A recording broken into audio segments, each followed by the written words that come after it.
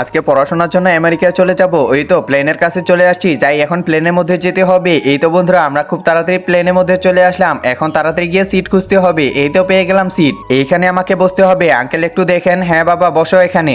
এই তো আমি বসে পড়লাম। বাহ ভালোই লাগতেছে। আরে বাইরের দৃশ্যটা তো আরো দেখতে সুন্দর, একটু দেখি তো।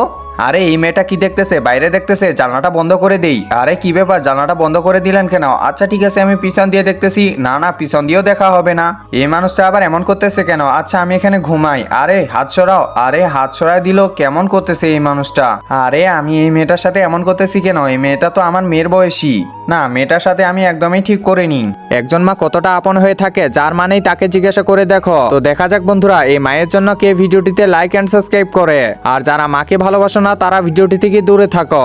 আরে এই মেয়ে শুনতেছো, তুমি এই পাশে আসে বসো। না আঙ্কেল থাক। আরে আসে বসো, সমস্যা নেই। আচ্ছা আঙ্কেল ঠিক আছে, ধন্যবাদ আপনাকে। বন্ধুরা এমন মানুষ কে কে দেখছো অবশ্যই কমেন্টে জানাও।